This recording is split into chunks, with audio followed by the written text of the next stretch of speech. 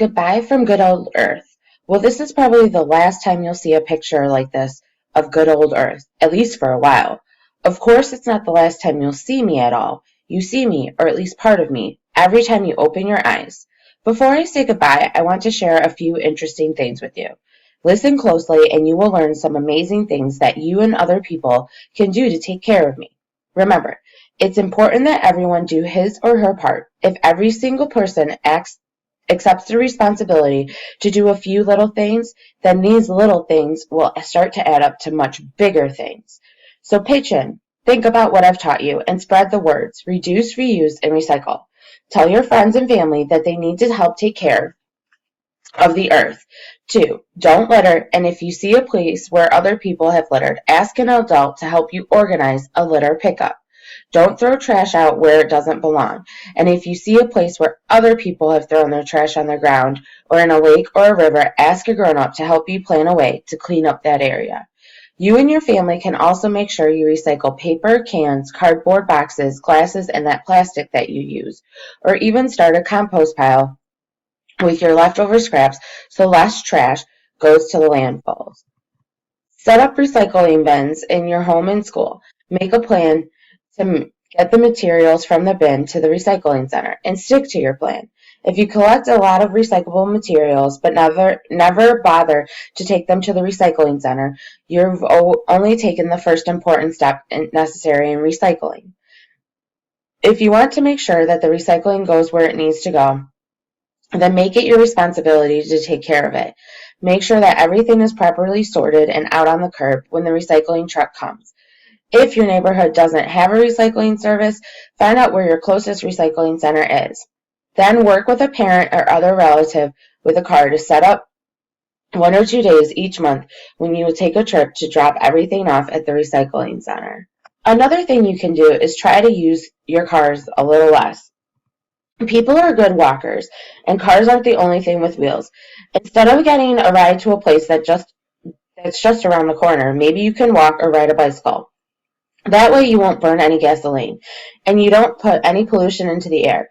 Plus, the exercise is good for you. Of course, if people live close to the places they often need to get to, that helps them drive their cars a lot less too. If you or your parents absolutely have to ride or drive, find out if there's any way you can carpool with someone else. Carpooling is when 2 or more people ride in a car together to the same place. Do you understand how this reduces air pollution? If 4 people ride in a car together to the playground, the store, or school as part of a carpool, that means only 1 car engine is burning gasoline instead of 4 car engines. Or encourage your family to use the bus or train if you live in a city or town where they are available. Buses are a great way to get lots of people to where they need to go and to reduce the number of cars on the road. Anything you can do to reduce the number of cars on the road will also reduce the amount of pollution in the air. Another simple thing you can do to fight air pollution is plant trees and gardens. Trees and other plants take in certain kinds of pollution, including exhaust from cars and trucks. The trees and plants put clean oxygen back into the air, which humans need to breathe. That means trees actually help clean the air. Every single tree matters, so plant trees wherever you can.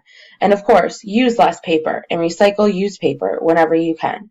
Reduce the amount of paper you use, and you'll reduce the amount of trees that need to be cut down. That way, there'll be more trees available to clean the air. One of the simplest things you can do is try to use less electricity. Whenever you are watching television, working on a computer, or turning on a light, you are using electrical power. If people use less electrical power, then power plants won't need to burn quite as much coal, oil, or other natural resources, and that will mean less air pollution. So when you turn off a lamp or a television, you are actually helping to keep the air clean. Whenever you walk out of a room for a while, remember to turn off the light. If it's daytime, try to open the blinds or curtains and let in some natural light so you don't have to use as much electricity. Don't forget that living things, including humans, need fresh water to survive, and that there is a limited supply of fresh water on Earth. You can do your part in conserving water by not wasting it. We use water for baths, washing dishes, flushing the toilet, cooking, and watering our gardens and yards. The list goes on and on. Remember to use only what you need.